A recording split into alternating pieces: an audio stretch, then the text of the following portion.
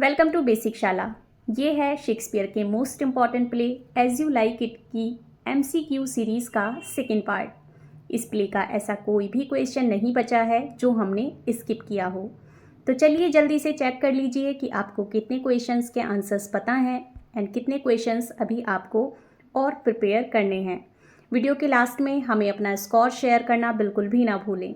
तो चलिए जल्दी से शुरू करते हैं आज का हमारा वीडियो हमारे पहले क्वेश्चन के साथ।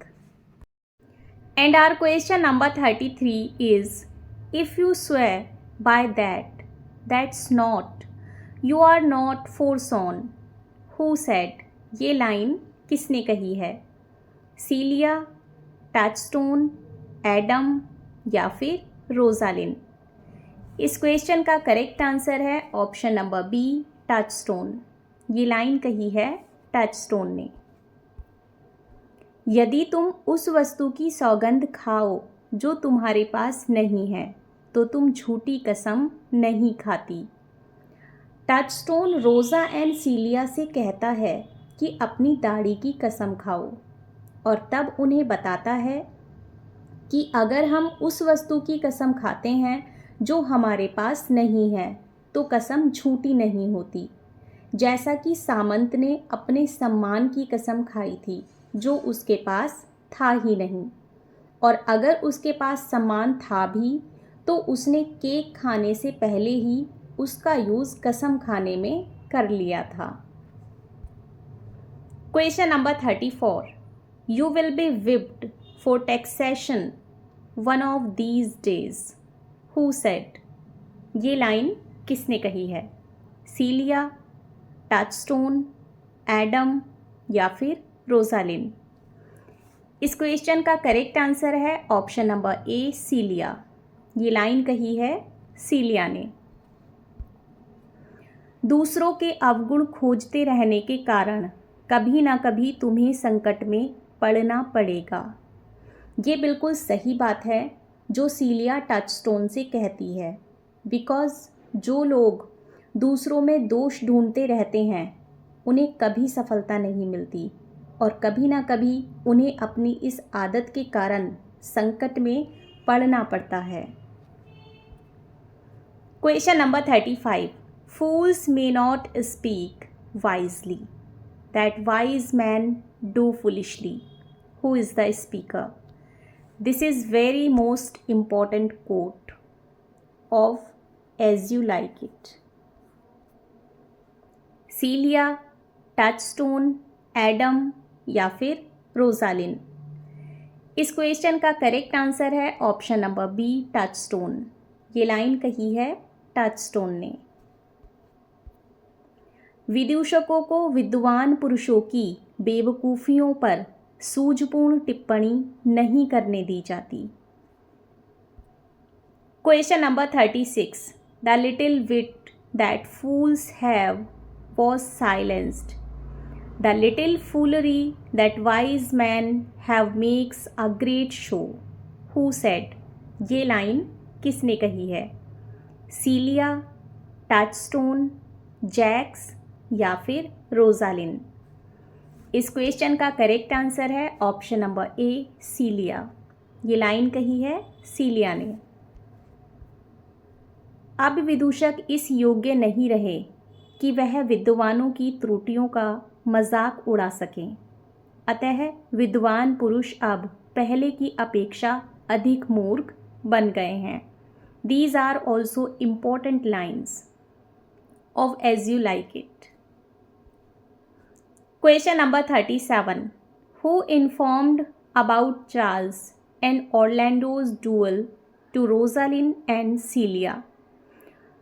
ऑरलैंडो और चार्ल्स की कुश्ती के बारे में रोजालिन और सीलिया को कौन इन्फॉर्म करता है? जैक्स, टचस्टोन, एडम या फिर लीब्यू? इस क्वेश्चन का करेक्ट आंसर है option number D, Le Beau. Le Beau Rosalind and Celia को इन्फॉर्म करता है कि चार्ल्स और ऑरलैंडो के बीच एक कुश्ती का मुकाबला होने वाला है। Question number 38, how many sons did the old man have whom Charles defeated? उस बूढ़े आदमी के कितने पुत्र थे जिनको चार्ल्स ने हरा दिया था? 1, 2, 3 या फिर नन? इस क्वेश्चन का करेक्ट आंसर है ऑप्शन नंबर सी, 3।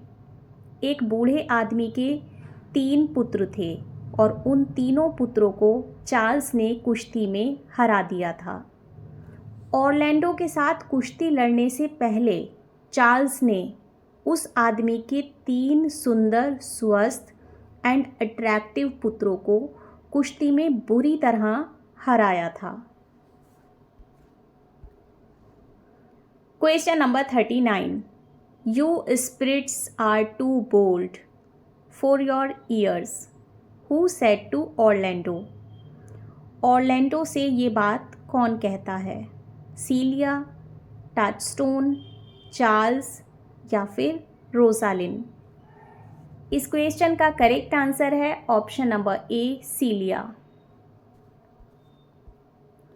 तुम्हारी अल्पायु की तुलना में तुम्हारा साहस सराहनीय है।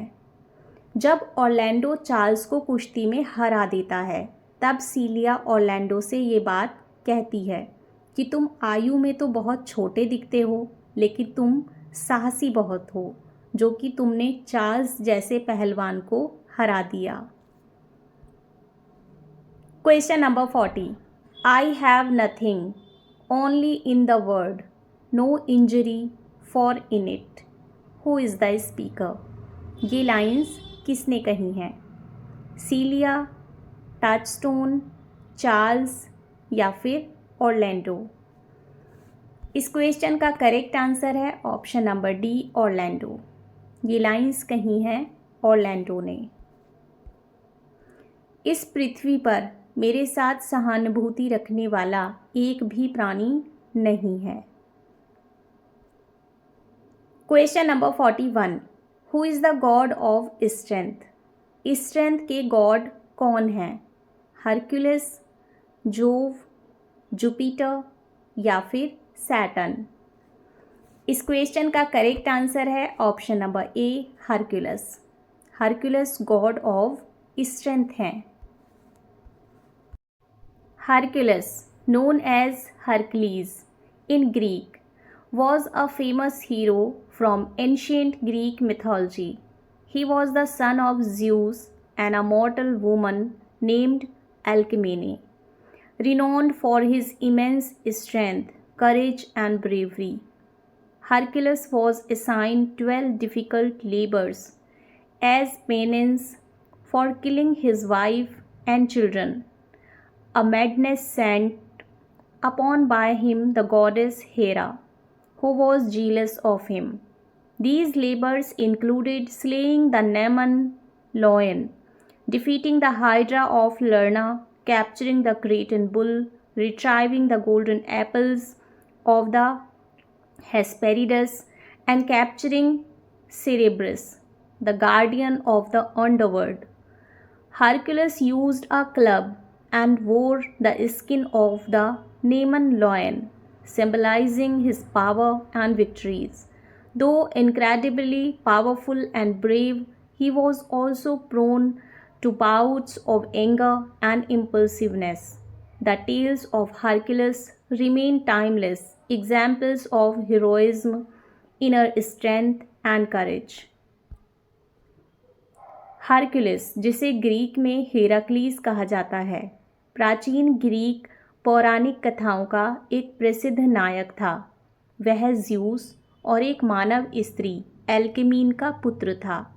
अपनी अद्भुत शक्ति, साहस और वीरता के लिए प्रसिद्ध हरक्यूलिस को 12 कठिन कार्यों को पूरा करना पड़ा, जो उसे अपनी पत्नी और बच्चों की हत्या के प्रायश्चित स्वरूप दिए गए थे, और ये पागलपन देवी हेरा द्वारा भेजा गया था, जो उससे ईर्ष्या करती थी। इन कार्यों में निमियन शेर को मारना, लड़ना की हाइड्रा को मारना, क्रीट बैल का पकड़ना, हेस्पेरिडीज के स्वर्ण सेब लाना और अधोलोक के रक्षक सर्बेरस को पकड़ना जैसे असंभव कार्य शामिल थे। हरक्यूलिस एक गधा और नीमियन शेर की खाल का उपयोग करता था, जो उसकी शक्ति और विजय का प्रतीक थी। यद्यपि वह अत्यंत शक्तिशाली और साहसी था, लेकिन वह कभी कभी क्रोध और जल्दबाजी का भी शिकार हो जाता था। हरक्यूलिस की कहानियाँ आज भी वीरता, आत्मबल और साहस की मिसाल मानी जाती हैं। Question number 42, who used to love sir Roland as his soul? Sir Roland को बिल्कुल अपनों की तरह कौन प्यार करता था? Duke Ferdinand, duke Frederick, duke senior या फिर ऑरलैंडोज फादर? इस क्वेश्चन का करेक्ट आंसर है option number C, duke senior. Duke senior यानी कि रोजालिंड के फादर सर रोलैंड यानी कि ऑरलैंडो के फादर को बिल्कुल अपने की तरह प्यार करते थे। Question number 43, if you do keep your promises in love but justly as you have exceeded all promise, your mistress shall be happy. Who is the speaker? Celia, Rosalind, clown या फिर फीबी? इस question का correct answer है option number A, Celia. ये lines कही हैं सीलिया ने। सीलिया Orlando से कहती है, यदि तुम प्रेम में दिए गए अपने वचन को ईमानदारी के साथ निभाओगे तो तुम्हारी प्रेसी निश्चय ही बड़ी प्रसन्न होगी। तो ये लाइन सीलिया कहती है ऑरलैंडो से। Question number 44, what does Rosalind give to Orlando after his victory in wrestling with Charles? Charles से कुश्ती जीतने के बाद रोजालिंड ऑरलैंडो को क्या गिफ्ट देती है? हर वॉच, हर चेन, हर हैंकरचीफ या फिर अ डायमंड? इस क्वेश्चन का करेक्ट आंसर है ऑप्शन नंबर बी, हर चेन। जब ऑरलैंडो रेसलिंग में चार्ल्स से जीत जाता है तो रोजालिंड ऑरलैंडो के कुश्ती जीतने के बाद उसे अपने गले की चेन देती है। Rosalind gives Orlando a chain from her neck. Question number 45, O poor Orlando, thou art overthrown. Who is the speaker? ये लाइन किसने कही है? सीलिया, ऑरलैंडो, क्लाउन या फिर एडम? इस क्वेश्चन का करेक्ट आंसर है ऑप्शन नंबर बी, ऑरलैंडो। ये लाइंस कही हैं ऑरलैंडो ने। भाव विहीन ऑरलैंडो, अब तुम विजेता नहीं रहे। रोजालिंड को ऑरलैंडो को देखते ही उससे प्रेम हो जाता है और जब ऑरलैंडो चार्ल्स को कुश्ती में हरा देता है एंड जब ऑरलैंडो रोजालिंड को बताता है कि वो सर रोलैंड का बेटा है तो रोजालिंड का प्यार और भी स्ट्रॉन्ग हो जाता है। इसीलिए वो उसे अपने गले की चेन देती है। और अब अगर ऑरलैंडो की बात करें तो ऑरलैंडो को भी रोज़ा से प्यार हो जाता है और ऑरलैंडो स्वयं से कहता है कि रोजालिंड जैसी कोमल युवती ऑरलैंडो पर कब्जा कर चुकी है, इसीलिए अब ऑरलैंडो विजेता नहीं रहा। Question number 46, Dear love are dearer than the natural born. Who told this about Rosalind and Celia to Orlando? ये बात रोजालिंड और सीलिया के बारे में ऑरलैंडो को कौन बताता है? चार्ल्स, एडम, लीब्यू या फिर टचस्टोन? इस क्वेश्चन का करेक्ट आंसर है ऑप्शन नंबर सी, लीब्यू। रोजालिंड और सीलिया के प्यार के बारे में, नेचुरल बॉन्ड के बारे में ऑरलैंडो को लीब्यू बताता है। लीब्यू बताता है कि वे एक दूसरे को सगी बहनों से भी अधिक प्यार करती हैं। सीलिया और रोजालिंड के चले जाने के बाद लीब्यू दोबारा से ऑरलैंडो के पास आता है और वो ऑरलैंडो से कहता है कि मित्र होने के नाते मेरा आपको परामर्श है कि आप यहाँ से चले जाएं। यद्यपि आप प्रशंसा, स्तुति एवं स्नेह के पात्र हैं, किंतु ड्यूक आप पर संदेह करते हैं तथा उनके मन में तुम्हारे बारे में मिथ्या धारणा है। ड्यूक झक्की है तथा मेरे बताने से अधिक आप उसके बारे में स्वयं विचार कर सकते हैं। तब ऑरलैंडो कहता है कि आपकी चेतावनी के लिए धन्यवाद। मैं प्रार्थना करता हूँ कि आप ये बताएं कि मल्लयुद्ध के समय उपस्थित 2 लड़कियों में से कौन सी ड्यूक की पुत्री है। तब लीब्यू ऑरलैंडो को बताता है कि यदि चरित्र एवं स्वभाव पर ध्यान दें तो कोई भी लड़की उसकी नहीं कही जा सकती, किंतु वास्तविकता यह है कि छोटी लड़की उसकी पुत्री है तथा दूसरी लड़की निर्वासित ड्यूक की पुत्री है। इस लड़की को उसके चाचा ने अपने बड़े भाई का राज्य हड़पते समय इसलिए रोक लिया था कि वह उसकी पुत्री की सहेली बनी रहे। वे एक दूसरे को सगी बहनों से भी अधिक प्यार करती हैं, किंतु मैं तुम्हें बताता हूँ कि विगत कुछ समय से नया ड्यूक अपनी भतीजी से प्रसन्न नहीं है। उसकी अप्रसन्नता का मुख्य कारण यही है कि जनता उसके गुणों की सराहना करती है तथा अच्छे पिता के कारण उससे सहानुभूति रखती है। मैं शपथ पूर्वक कहता हूँ कि इस भोली लड़की के विरुद्ध उसकी कुत्सित भावनाएं यकायक ही प्रकट होंगी। इस तरह लीब्यू रोजालिन और सीलिया के बारे में ऑरलैंडो को बताता है। Question number 47। This must I from the smoke into the smoother. Who is the speaker? ये लाइन किसने कही है? ओलिवर, ऑरलैंडो, लीब्यू या फिर सीलिया? इस क्वेश्चन का करेक्ट आंसर है ऑप्शन नंबर बी, ऑरलैंडो। ये लाइंस कही हैं ऑरलैंडो ने। मेरी दशा उसी के समान है जो कढ़ाई से निकला और चूल्हे में जा गिरा। जब लीब्यू उसे इन्फॉर्म करके चला जाता है तब ऑरलैंडो अपने बारे में ये बात कहता है कि मेरी दशा उसके समान है जो कढ़ाई से निकला है और चूल्हे में जा गिरा है। लीब्यू के जाने के बाद ऑरलैंडो ये बात अपने आप से ही कह रहा है और वो अपने भाई ओलिवर के बारे में उस समय सोच रहा है। यहाँ स्मोक और स्मूदर 2 मेटाफर्स का यूज़ हुआ है।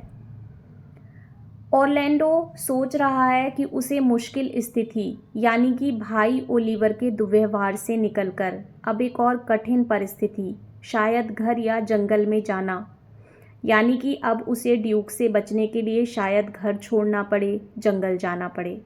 उसका भाव यह है कि एक बुरी स्थिति से निकलकर शायद उससे भी बुरी स्थिति में जाने को अब वह मजबूर है। Question number 48। Who is the God of love? Love का गॉड कौन है? जोव, मार्स, क्यूपिड या फिर सैटर्न? इस क्वेश्चन का करेक्ट आंसर है option number C, Cupid. Cupid is the god of love, represented as a winged child. Question number 49. Oh, how full of barriers is this working day world? Who is the speaker? ये line किसने कही है? Rosalind, सीलिया, touchstone या फिर कोरिन? इस question का correct answer है option number ए, Rosalind. ये लाइंस कही हैं रोजालिन ने। ओह, यह दैनिक जीवन कितना कंकटाकीर्ण है।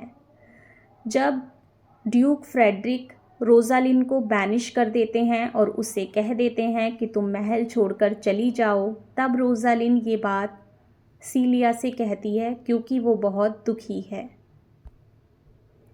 Question number 50। They are but birds, cousin thrown upon thee in holiday foolery. If we walk not in the trodden paths, our very petticoats will catch them. Who said? ये lines किसने कही हैं? Rosalind, सीलिया, touchstone या फिर कोरिन? इस question का correct answer है option number B, Celia. ये लाइन कही है सीलिया ने। ये पौधे के कांटेदार छोर हैं जिन्हें व्यक्ति मज़े के क्षणों में फेंकते रहते हैं। जब हम सामान्य मार्ग नहीं अपनाते तो ये कांटे हमारे वस्त्रों में बुरी तरह चुभ जाते हैं।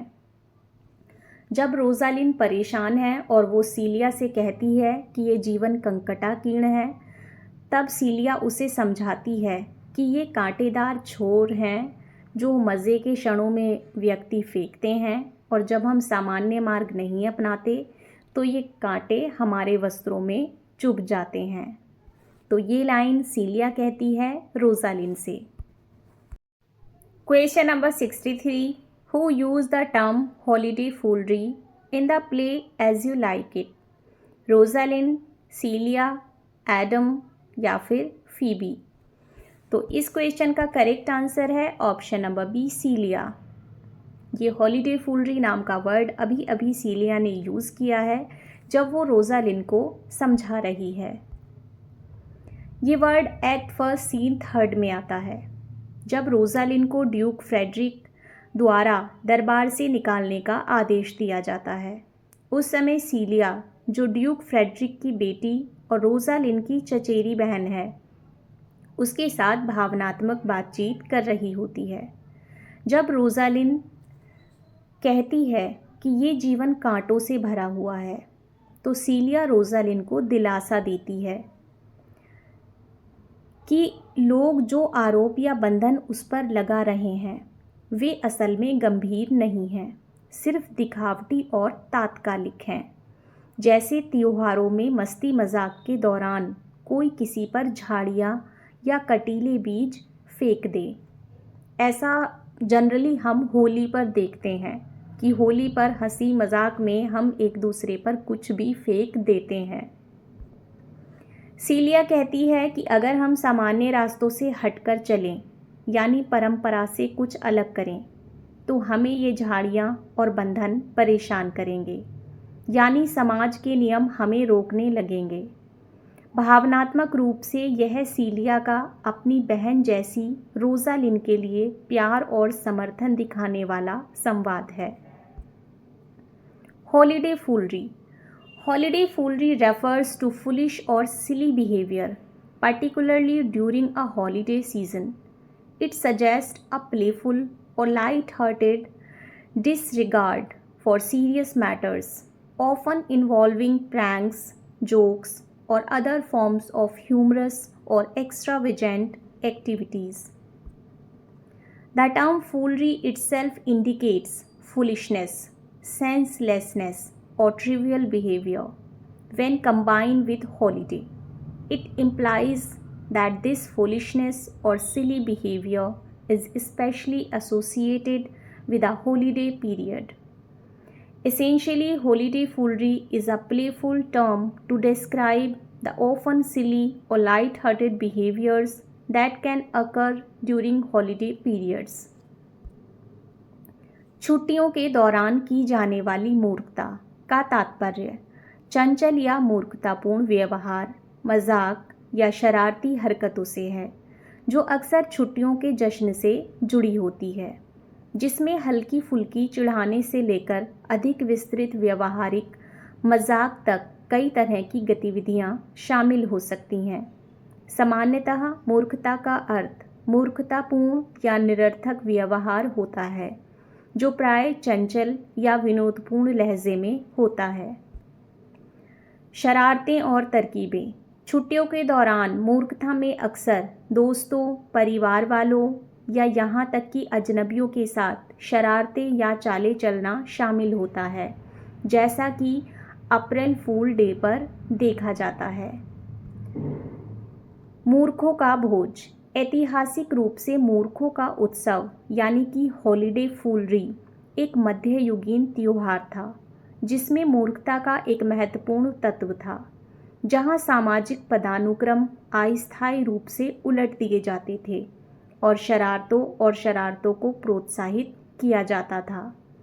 मूर्खों के पर्व के कई पहलू, जिनमें शरारतें और मूर्खताएं शामिल हैं, कार्निवल, मार्डी ग्रास और हैलोवीन जैसे आधुनिक त्योहारों में भी शामिल हो गए हैं। तो चलिए बढ़ते हैं नेक्स्ट क्वेश्चन की तरफ। And our question number 51 is how much time does duke Frederick give to Rosalind to leave her palace and France. Duke Frederick Rosalind को अपना महल और फ्रांस छोड़ने के लिए कितने दिन का समय देता है? 2, 3, 5 या फिर 10। इस क्वेश्चन का करेक्ट आंसर है option number D, 10। Duke Frederick Rosalind को अपना महल और फ्रांस छोड़ने के लिए 10 दिन का समय देता है। Question number 52, how far from the palace Rosalind have to go in her banishment. Rosalind को अपने बैनिशमेंट में पैलेस से कितनी दूर जाना है? 5 miles away, 10 miles away, 20 miles away या फिर 22 miles away.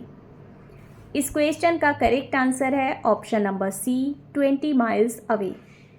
Duke Frederick Rosalind का चाचा तथा सीलिया का पिता रोजालिन से कहता है कि अगर तुम्हें 10 दिन के बाद दरबार के 20 मील के अंदर पाया गया तो तुम्हें मरवा दिया जाएगा।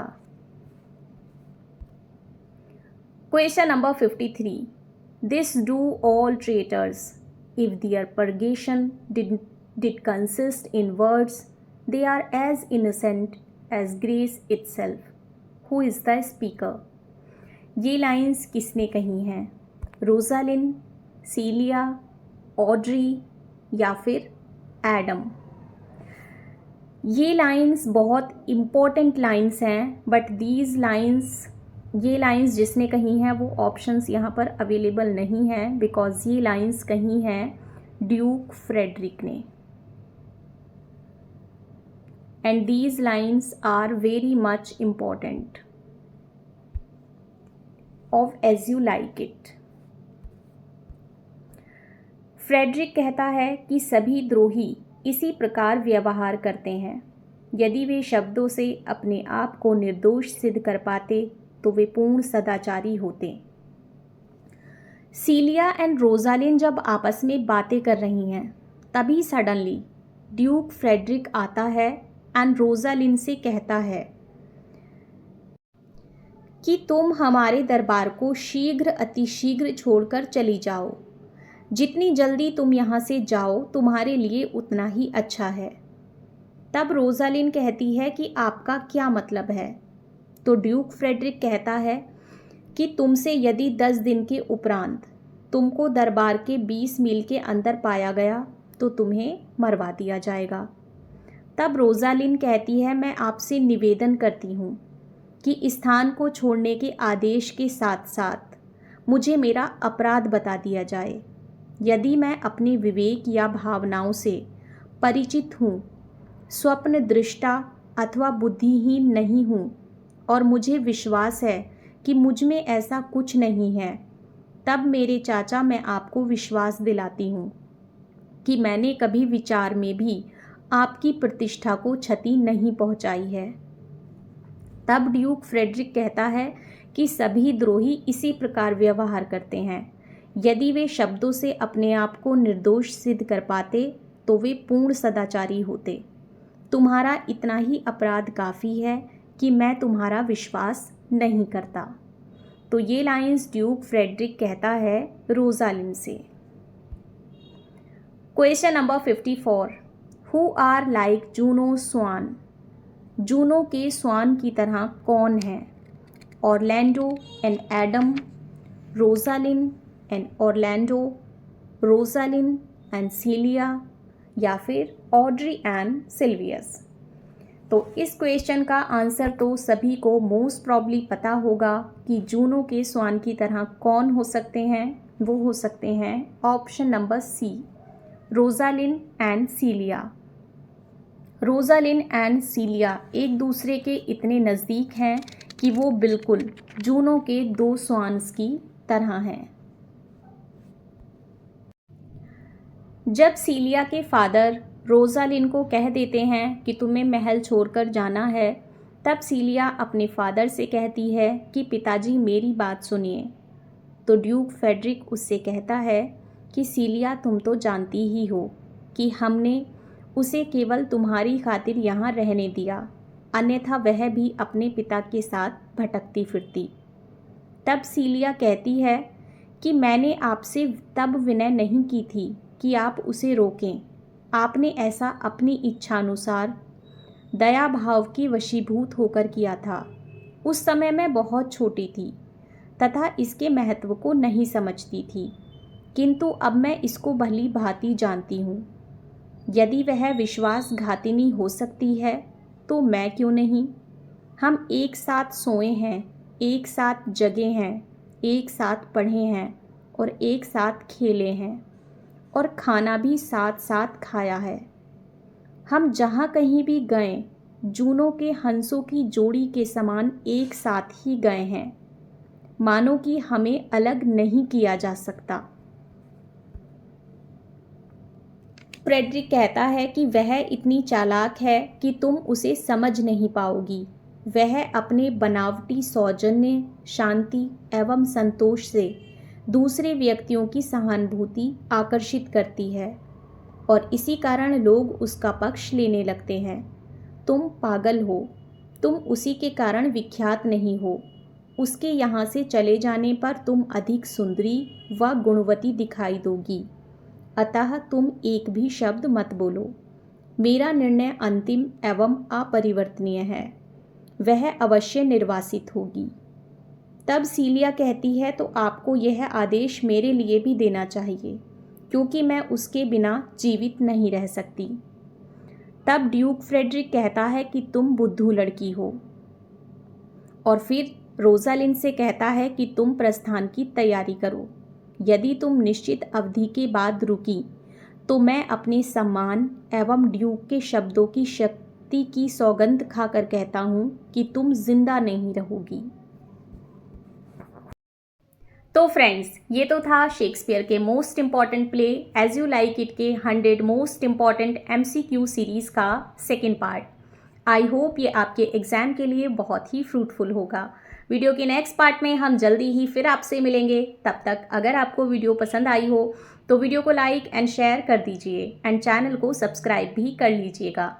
एंड कमेंट सेक्शन में हमें अच्छे से कमेंट करना बिल्कुल भी ना भूलें। आपके कमेंट्स हमारे लिए बहुत वैल्यूबल हैं। तो फ्रेंड्स, ऐसे ही more important and exam oriented questions देखने के लिए बने रहिए हमारे साथ, देखते रहिए बेसिक शाला।